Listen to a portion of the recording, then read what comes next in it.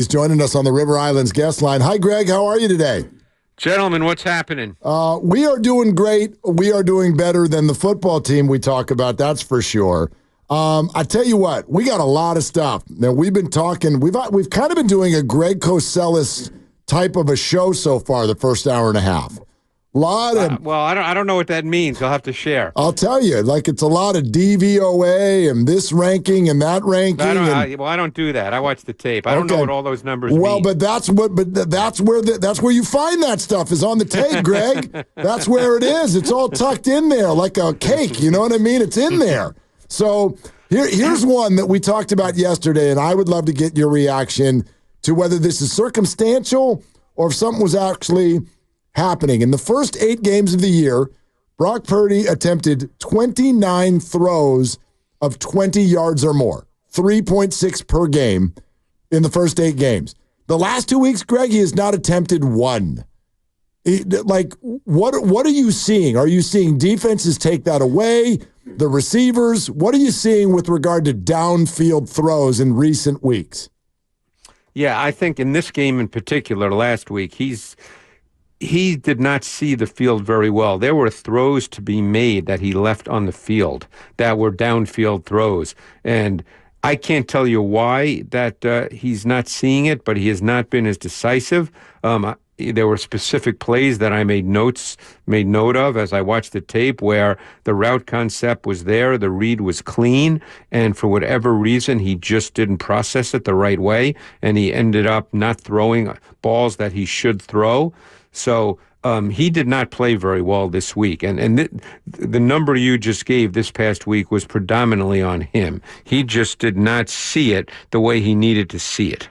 What sort of a pocket are you seeing him on film have? Because I'm watching Greg, and I watch it 2 and 3 times, and I'm seeing a quarterback who doesn't have a lot of a comfort zone back there.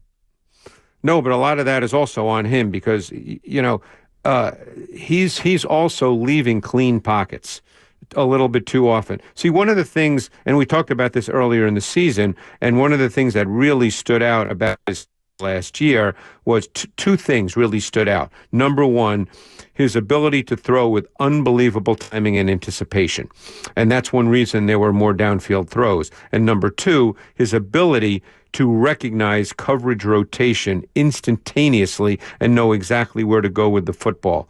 Those two things are not happening with the same level of decisiveness and consistency as they happened a year ago. Certainly not in recent weeks. He's had a stretch here probably for a month or so where he just, to me, watching tape, has not been particularly comfortable. He's leaving the pocket too early. He's not seeing it with the clarity that we expect him to based on what he had done in his past. So he just doesn't look like a comfortable player right now. So this is interesting because there's actually a clip of Kyle Shanahan just today, and I get it, he's the guy's coach, but he says that there's no difference between the way Brock Purdy is performing last year versus this year. Would you agree with that based on what you're seeing on tape? Well, first of all, I'd be truly surprised if Kyle truly meant that. He's giving a press conference, right? So he knows. Believe me, he knows. But first of all, he's doing the right thing. You don't throw your quarterback under the bus and say he's playing poorly. You don't say that. So that doesn't mean anything to me, and it shouldn't mean anything to you guys. No, I guess so. The tape tells you what you need to know. And you would describe that as what? Just what I said. Like Brock Purdy is not playing anywhere near as well this year. Is that kind of what? I mean, I'll give you an example. On their first third quarter possession, okay, he threw to McCaffrey for 6 yards on 3rd and 15. It was just outside the red zone, so they ended up kicking a field goal. I don't know if you remember the specific play. Oh, yeah. Okay, so that was a great example of Purdy just not seeing the game with the same innate, refined, nuanced feel of timing and anticipation that we've come to expect. He had 2 throws there. He had a seam route to Samuel, and he had Jennings on the high-low with McCaffrey that he would have made last season without even thinking. So instead, he threw a check down to McCaffrey for 6 yards, and he threw it too quick. It was a clean pocket. He just got rid of it quick. and then they kick a field goal instead of perhaps getting a touchdown.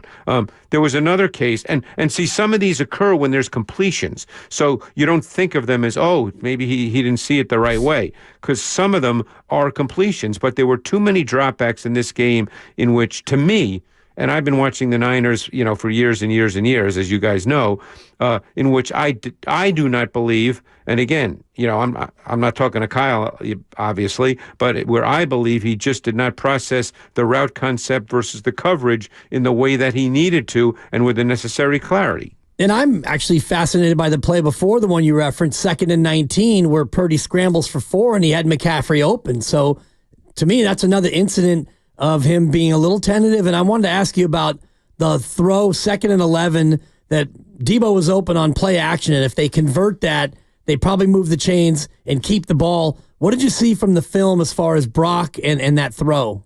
You're talking about the one late in the game? Right. The one he airmailed Debo by about 4 yards. There's nothing to say there other than he threw it inaccurately. I mean, that was the play. If he put it between the numbers, it's a completion. He just airmailed it. I mean, that one is not a function of not seeing it, or that was the play, and he threw it to the right guy, and he just airmailed it. I mean, I can't. Those things happen. You don't want it to happen there, but it happened. That was just a bad throw. Greg Cosell, NFL Films, with us every single week on Willard and Dibs, 95.7 The Game. Greg, let's talk Debo Samuel for a bit. The fan base has really been frustrated on the plays that they've come accustomed to see really work, and this year they're not as much. Do you see that as a schematic thing? Has Debo maybe lost a step? What do you see with his game? Well, I think when your quarterback's not playing at the same level, your receivers end up not getting the same number of targets. And because when fans watch a game, they can't see the route, so they automatically assume, because he's not getting the ball, that the receivers are not playing as well. And that's not really the case. Most of the time when a passing game is not working, it's more on the quarterback. But I will say that Seattle played, I would guess, I don't know this for a fact, I would guess they played more man coverage than the 49ers might have anticipated going into the game based on what they'd seen on tape from the Seahawks prior. And I thought at times all the receivers struggled to separate and create, cleaner throws. But when it's man, you still have to deliver the football. It's just the way it is, because otherwise you're not going to make any throws. But I don't think that that Debo Samuel's a problem. I think that the pass game as a whole, which starts with Purdy, has been a little bit of an issue. What are you seeing from the jet sweeps? Not only this game where Debo had 2, one of them called back because of a penalty. I'm seeing ineffectiveness now. Is that because of just the overall execution of the play, or have defenses caught on to some of the stuff that Kyle likes to do? Well, it's funny you say that, because, when I watch these plays and I see guys get beat on blocks, I don't think that means that the defense has caught on. I think it means that guys don't make their blocks. I don't think the O-line played particularly well in this game. I thought there were a number of poor snaps by the center, by the left guard Banks. Again, I'm just watching the tape, so that's all I can tell you. I'm just wondering if Father Time has caught up to Trent Williams a little bit. I don't know if he's playing at the same consistent elite level that has defined his career. And he's going to be a first ballot Hall of Famer, as he should be. But I spoke with someone else, from the league who watches a ton of tape and kind of agreed that it just might be the beginning of Father Time catching up with him. Okay, that's interesting. I think we'd love to hear more about that. Like what? Well, there's nothing more to say. But what do you see? Yeah. What like specifically? What do you see that sort of has you thinking that? Well, I think in pass pro, he's not been quite as powerful with his anchor. There are a couple times he just gets not beat, not where you go, oh my God, he's just getting beat, but where he's just getting pushed back a little bit too much into the pocket, which never, would happen. I think even in the run game, there's been a couple of times where, he just didn't quite make the block with, kind of the definition that we've come to expect. Just little things. Like I said, it's not like you watch him and go, oh my God, this guy can't play. It's just, little things that start to show. And, is he 35? Is that how old he is? I think he's even old. It might be 36, older than that. Yeah, here, I'll look it up. Eventually it happens. And again, I'm not going to sit here and say that it has happened. I'm just wondering, this is not a definitive statement. I'm not saying it as a mathematical equation. I just notice on tape that, you used to watch the Niners, It's this way with the Eagles with Lane Johnson. Like with Lane Johnson, when you watch the Eagles and he's their right tackle, you watch tape and it's just like, you never even notice Lane Johnson. That was the way it was with Trent Williams. It was like, oh my God, whoever he's blocking is just irrelevant. It's just, that's the way it is. But now it's just a little bit here and there. Trent turned 36 in July. Yeah. Yeah. And some of the ways that shows up, Greg, is when he lines up in an illegal formation, maybe because he knows he's a step slow and he's starting to maybe cheat on it. I won't ask you to comment on that because you can't judge his mindset, of course, but I just was fascinated by that penalty from a veteran who knows how to line up. I want to ask you about the touchdown to Juwan Jennings. They go play action, and I want to say it was... You go ahead, I was Greg. just going to say, I did think it was interesting that with Kittle out, that they played 12 snaps with 6 O-linemen, and they played Jalen Moore. To be honest, I didn't expect that. So when I saw it, I was like, oh, that's interesting. And how did that work for him? Because I also was kind of interested. They had 2 other tight ends up, and they only were special teamers, and so they opted for a third tackle instead. What did you see on the film from those? Yeah, I mean, I don't remember any, major plays. In other words, it didn't seem like it was a big factor, watching the tape, but they obviously thought that was the best way to go. And those are the kinds of things, guys, just so you know, I don't comment on that in terms of whether it's good or bad, because they go through a whole week of preparation. We're not in the meetings. We're not in the process of their preparation. So clearly this is what they thought was best. And, I think when you have a coaching staff and a head coach that's been in a number of championship games and 2 Super Bowls, you got to kind of accept the fact that maybe they know a little more than you and I.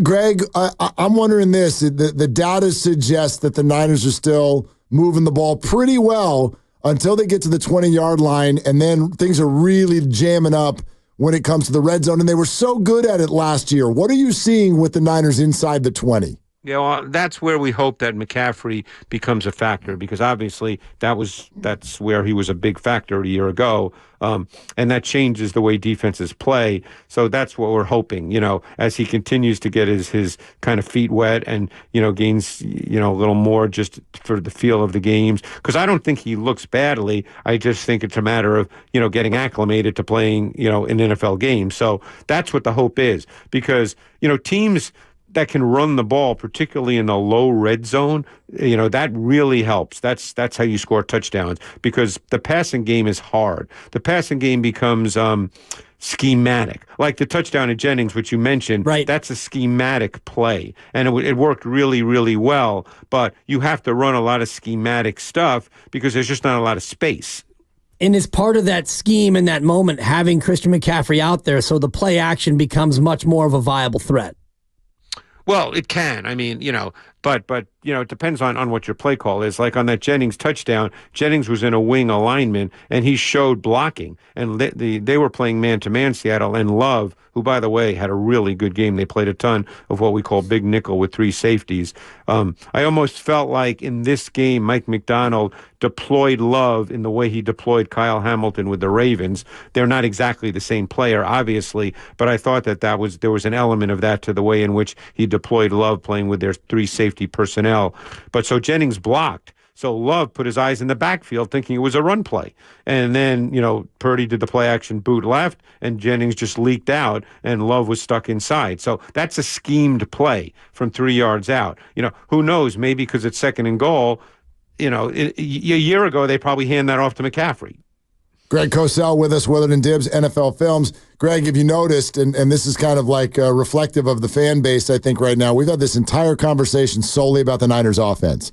Let's go to the defensive side of the football, and this probably won't surprise you. I know that we've talked about Nick Bosa a lot, but when he left the game, the numbers suddenly got way better for Seattle, and there is the thought that he might miss this coming game. So what are your thoughts on the 49ers on film and how that pass rush looks without Nick Bosa? Well, I think I've told you guys over our conversations that it's not so much the number of sacks, it's how offenses treat guys who are big-time pass rushers. And it was evident that the Seahawks were not going to let Bosa wreck their pass game with one-on-one matchups versus either right tackle, Lucas or Gerald, whoever was playing, because they deployed multiple concepts to limit his edge rush throughout the game. That was clearly their game plan. So when he went out, things changed dramatically. Again, I'm not making a judgment here. People can if they want. This team does not blitz. They only had one 5-man pressure in the entire game, okay? And that came late on the final touchdown drive by the Seahawks. Every other pass rush was a 4-man pressure.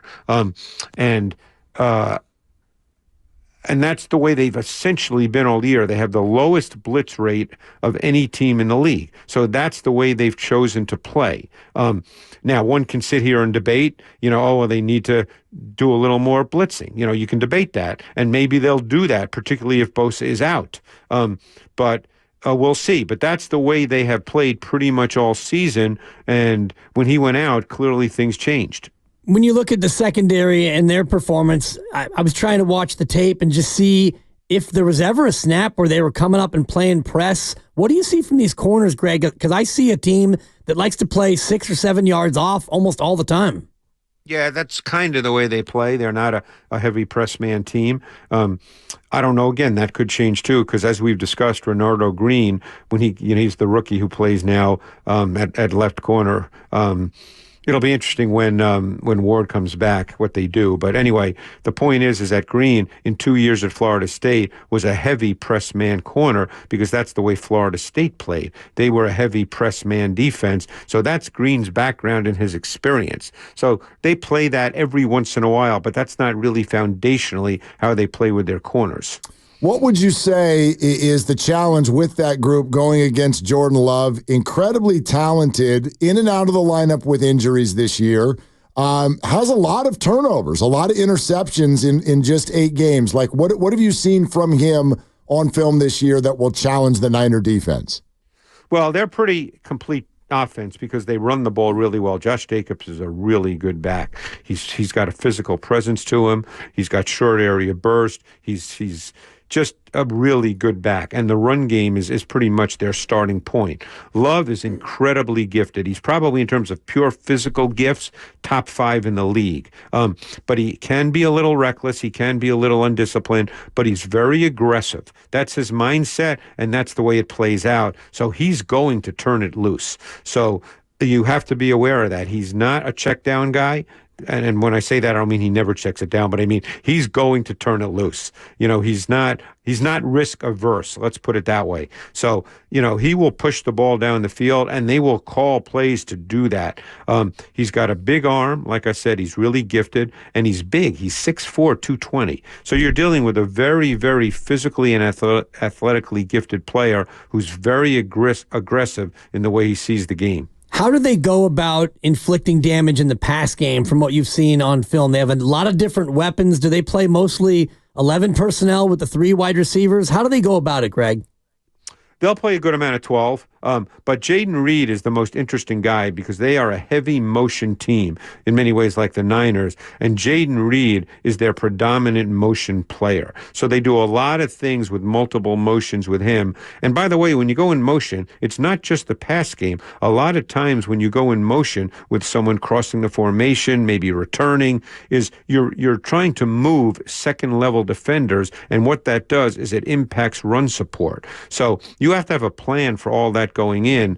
Are you going to react to it? Are you just going to let it happen? You have to have a plan. That's part of an overall structure of a defense. But the point I'm making is it's not just in the pass game in which they deploy motion with Reed. And Reed will end up lining up all over. So you have to be aware of where he is. He will be offset in the backfield a number of times in the game. Greg, I want to go back to your comment about the Niners in the red zone and hoping that Christian McCaffrey's presence will now get that going. There's something interesting that we found. Maybe you'll debunk this as just coincidental. But the Dolphins with McDaniel, the Rams with McVay, the Niners with Shanahan, and the Packers with LaFleur, all disciples, right? Running similar systems. They're all in the bottom third in the league in red zone efficiency right now. Is that, in your mind, coincidental, or is there something that the league is really like catching up to? I would say that you'd have to look at a much larger sample size because all those guys have been coaching for a long time. So, that's a hard question to answer because you'd have to go back and look. McVay's been a head coach for a long time. LaFleur's been a head coach in Green Bay for a long time. If this is the first time it's happening, I can't give you an answer, but if it's the first time it's happening, my sense would be that it's probably more coincidental, but I don't know that. But you'd have to do a much larger sample size than this year. Got it. Yeah, perhaps it's personnel based too. When you don't have McCaffrey for a long time, and then you miss Kittle, you're going to probably be a little worse in the red zone. Yeah, and don't forget the Rams were without Kupp and Nakua for most of the season. Yeah, I mean, I can just see over these last number of years when Kupp was healthy how many times he caught red zone touchdowns within 10 yards. And the Dolphins have been without their quarterback a lot, and the Packers have been without their quarterback a lot. In a sense, you've answered your own question. Well, thank you for helping us do that, Greg. Yeah. Hey, as always, great stuff. Thank you so much for coming on. Hey, I love talking with you guys. Thanks so much. Thanks, okay. Greg. Hey, Greg Cosell, NFL Films.